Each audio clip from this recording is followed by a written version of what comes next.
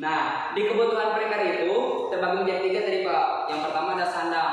Nah, yang kedua ada pangan Pak. Apa sih pangan itu Pak?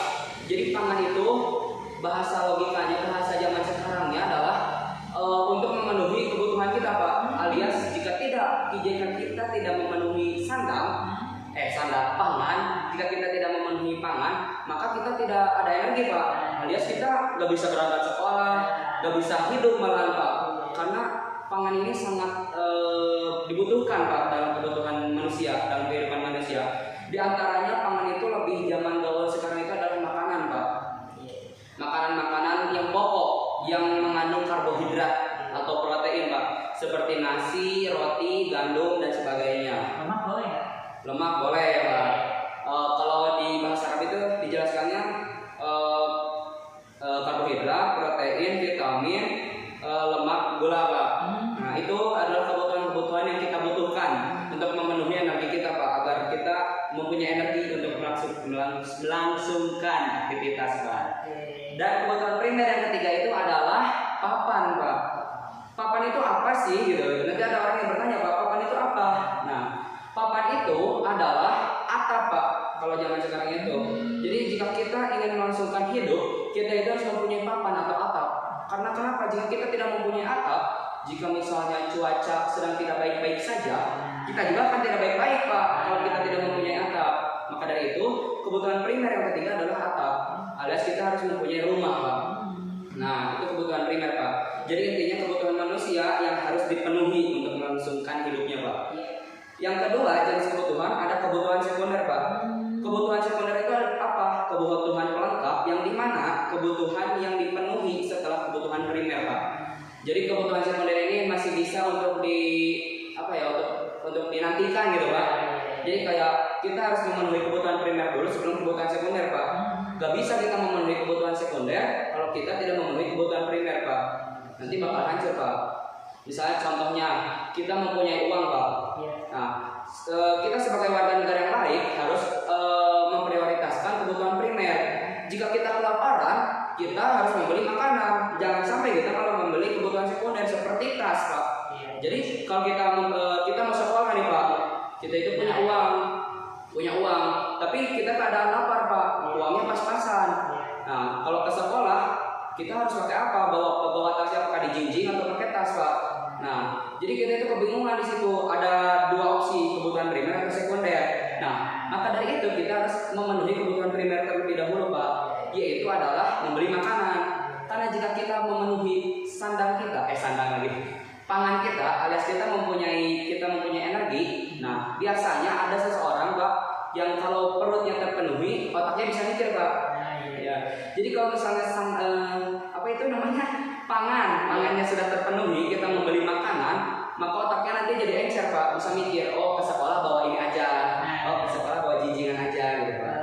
Mendingan kamu bisa makan tapi nggak punya tas sekolah, atau kamu menahan apa tapi punya tas sekolah? Kalau menurut saya untuk memprioritaskan kebutuhan primer itu Pak,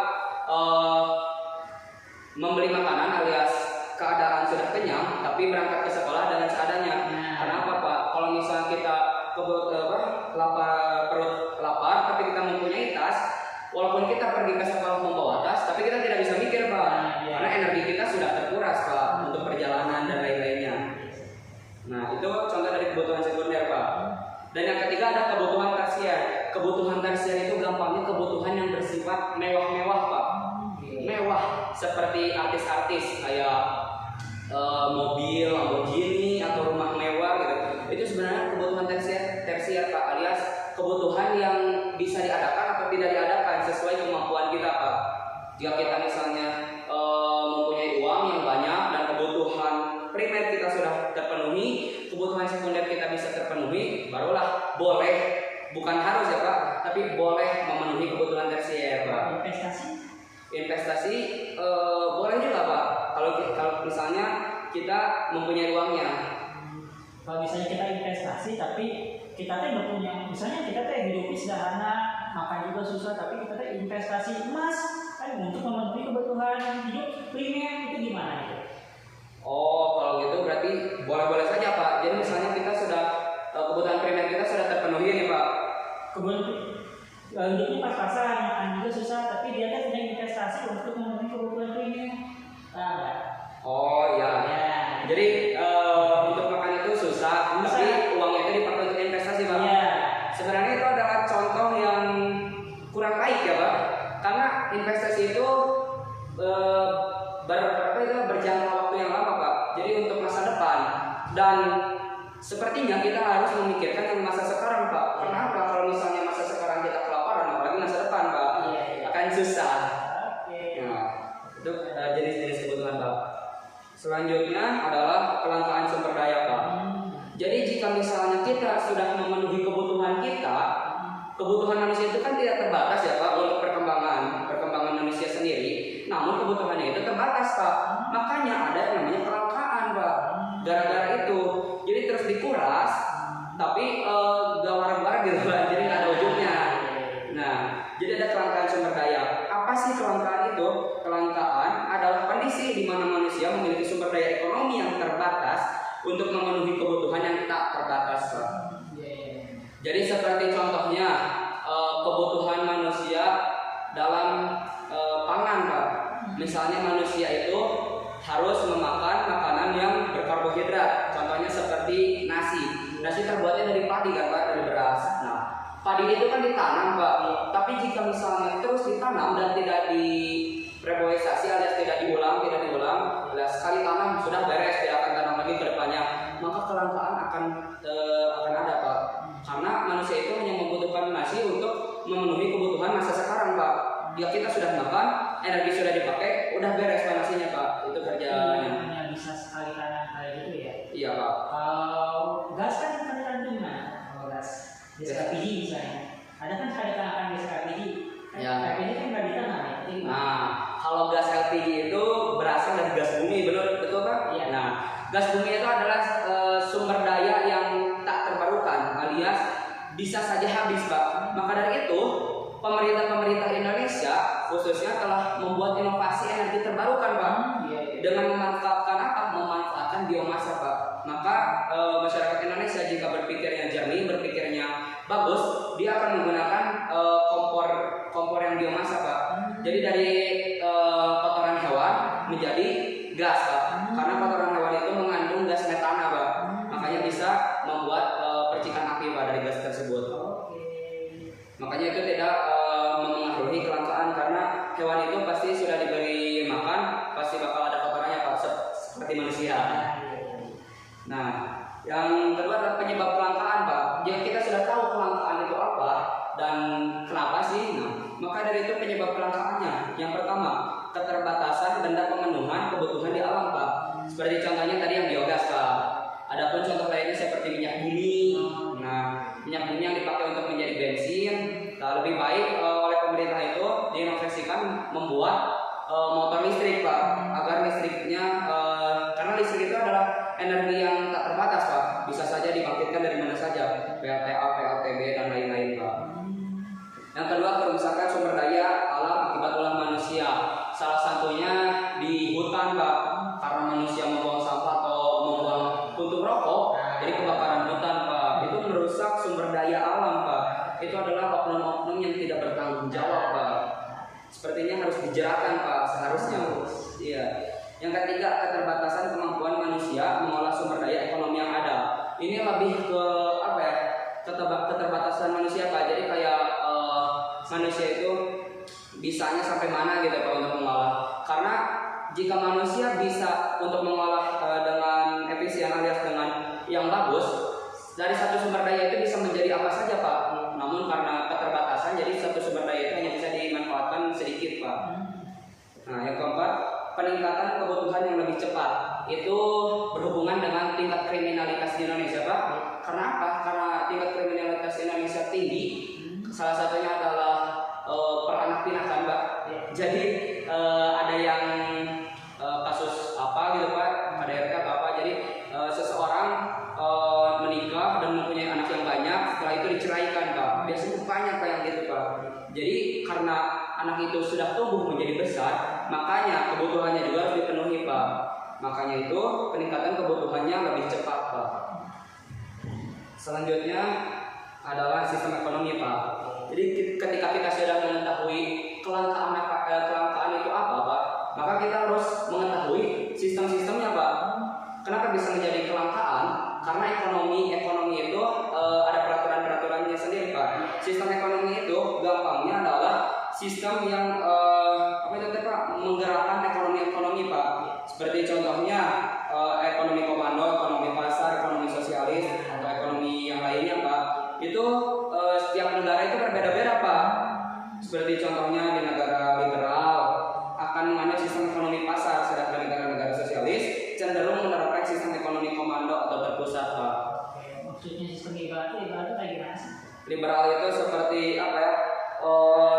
kayak demokrasi gitu, Pak. Jadi kayak negaranya terbuka untuk masyarakat, Pak. Indonesia masuk ke mana, liberal atau sosialis? Kalau Indonesia masuknya ke liberal, Pak. Iya, pusat pemerintahan, Pak. Kalau sosialis itu lebih cenderung ke monarki kayaknya, Pak. Jadi terpusat. Ya. Korea Utara berarti sosialis tadi ya? Korea Utara, iya, Pak. Kim Jong Un. Sistem ekonomi, kita harus mengenal sistem ekonomi, Pak. Yang pertama ada sistem ekonomi tradisional. Sistem ekonomi tradisional merupakan sistem ekonomi yang diterapkan oleh masyarakat tradisional, Pak. Jadi itu lebih ke adat kita, adat budaya. Kan seperti yang Bapak tahu di Indonesia itu berbagai macam suku dan adat dan budaya, Pak. Maka dari itu pasti ada contoh-contoh dari nenek moyang kita, Pak. Salah satunya sistem ekonomi.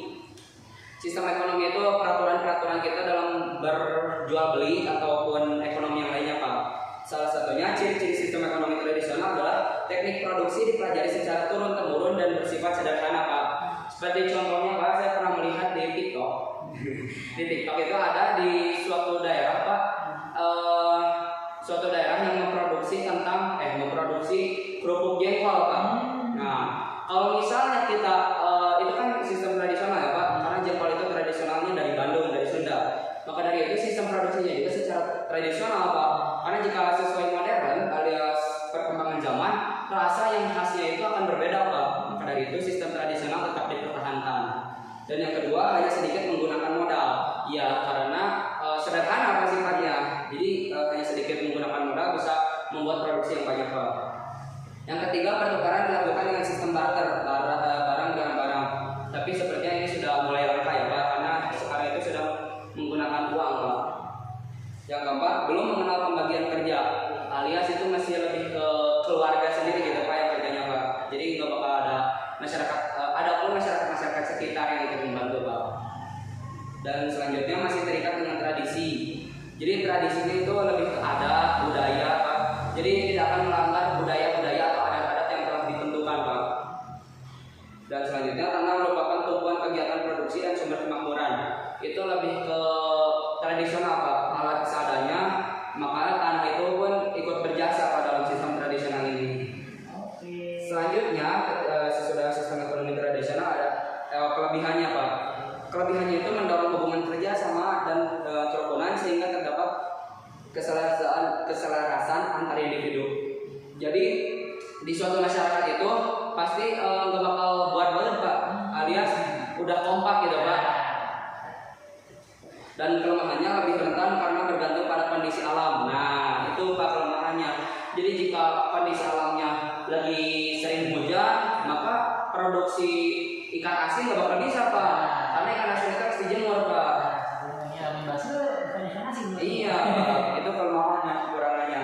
Dan yang lain-lainnya, Pak, ada barang dihasilkan untuk kelangsungan hidup masyarakat sehingga mengurangi pemborosan. Adat istiadat dan tradisi relatif terjaga. Alam relatif terjaga karena masyarakat cenderung menjaga kelestarian alam sekitarnya, Pak. Jadi kelebihan-kelebihannya itu sangat banyak karena masyarakat itu masih terikat dengan alam tersebut dan lingkungan tersebut masih asri, Pak. Karena masyarakat lebih cenderung melestarikan budaya, Pak. Kelemahannya standar hidup masyarakat relatif rendah, teknologi yang digunakan sederhana dan tradisional, cenderung menolak perubahan sehingga masyarakat kurang berkembang, Pak. Ya, karena sistem tradisional ekonomi ini lebih menguatkan budaya dan tradisi, Pak. Makanya kekurangannya itu adalah masyarakat kurang berkembang, Pak. Karena kita tidak bisa melihat dunia luar, Pak. Kerasnya dunia luar. Nah, selanjutnya ada sistem ekonomi komando, Pak. Ini adalah sistem-sistem ekonomi yang ada di negara sosialis, Pak. Yaitu adalah adalah sistem yang berpusat pada pemerintahan Pak. Jadi kayak masyarakat itu nggak dikasih hak bebas untuk memiliki sumber daya ataupun apa-apa. Jadi kayak sumber ekonominya ada alias pusat pemerintahnya ada dari pemerintahan Pak. Kenapa itu bisa terjadi? Karena yang punyanya pemerintah Pak. Dan jadi yang kerjanya mau siapa-siapa itu gimana pemerintah. Jadi warga tidak mempunyai hak pilih untuk bekerja Pak.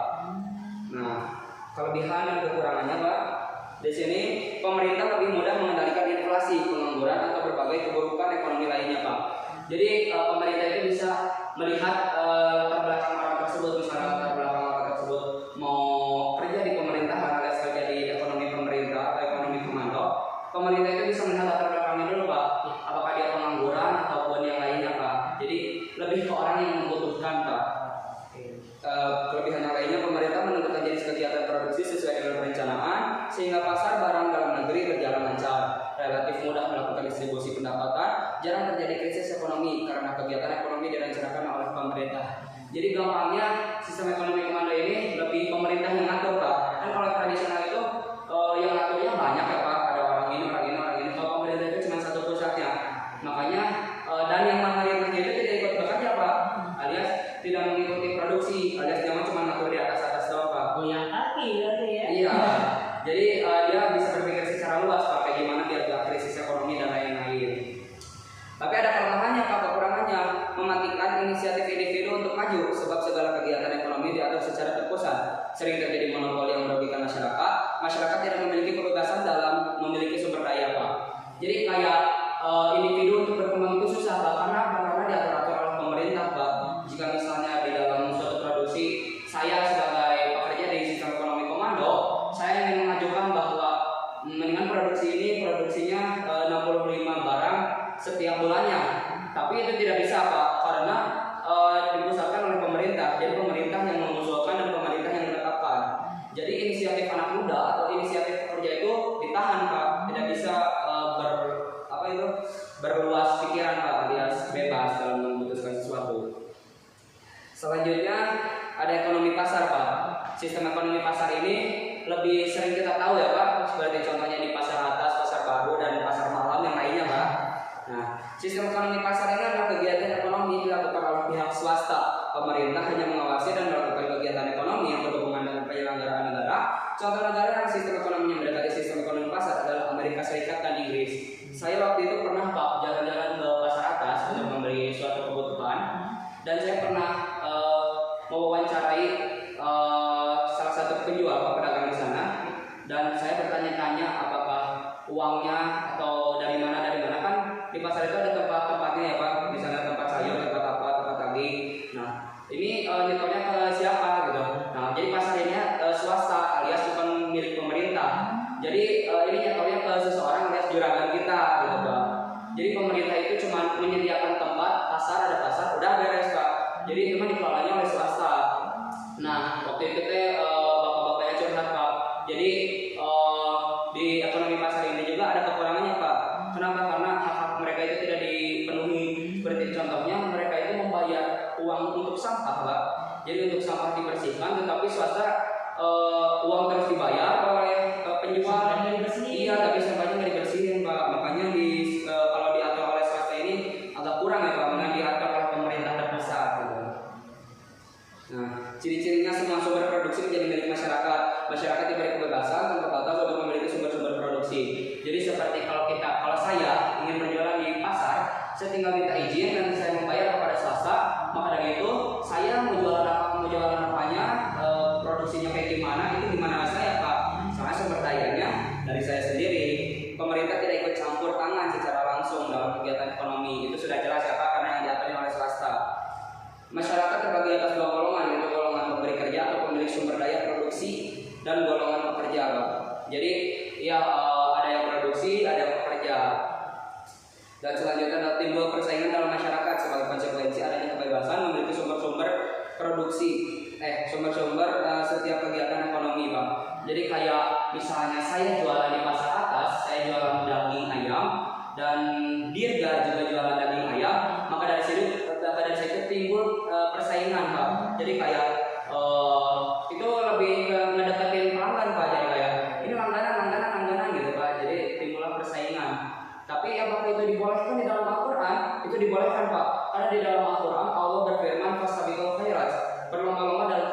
sedangkan berjualan itu adalah kebaikan Pak untuk memenuhi kebutuhan. Kadang di sinetronnya yang saya pedagang, saya jual ayam teh sekedar nama, justru di setahun teh isi ayam tiang kalinya tuh. Ya, gara-gara gara-gara persaingan itu maka timbul cara-cara yang licik dan menjatuhkan. Selanjutnya adalah kelebihan dan kelemahannya Pak. Di sini kelebihannya menumbuhkan inisiatif dan kreasi masyarakat dalam mengatur kegiatan ekonomi. Masyarakat tidak perlu menunggu komando dari pemerintah. Nah itu Pak kelebihannya. Jadi kayak kan kalau di ekonomi komando itu pemerintah yang mengusulkan dan menetapkan, masyarakat harus ikut Pak. Tapi kalau di sistem pasar ini masyarakat itu bebas Pak untuk memilih sumber dayanya. Mau produksinya kayak gimana itu gimana saya, karena yang memiliki lapaknya itu saya Pak. Karena swasta itu sudah dibayar, udah diam gitu. Dan kekurangannya sulit melakukan pemerataan pendapatan karena persaingan bersifat bebas, pendapatan jatuh kepada pemilik modal atau majikan. Golongan pekerja hanya menerima sebagian kecil dari pendapatan. Nah, jadi kayak pendapatannya itu tergantung yang beli Pak. Jadi kalau yang belinya sedikit ya pendapatannya sedikit. Itu kelemahannya dari sistem pasar Pak. Karena kalau di sistem ekonomi komando itu digaji oleh pemerintah Pak. Dan selanjutnya setiap individu bebas untuk memiliki sumber-sumber daya produksi. Hal ini mendorong partisipasi masyarakat dalam perekonomian. Yang ketiga, timbul persaingan untuk maju karena kegiatan ekonomi sepenuhnya diserahkan kepada masyarakat. Masyarakat yang menghasilkan barang-barang bermutu tinggi karena barang yang kurang bermutu tidak akan laku di pasar. Efisiensi dan efektivitas tinggi karena setiap tindakan ekonomi didasarkan atas motif mencari keuntungan. Jadi ya kayak gitu Pak. Penjual itu lebih mengutamakan produknya Pak, jadi kualitasnya gitu Pak. Karena apa kalau misalnya kualitasnya buruk, di pinggir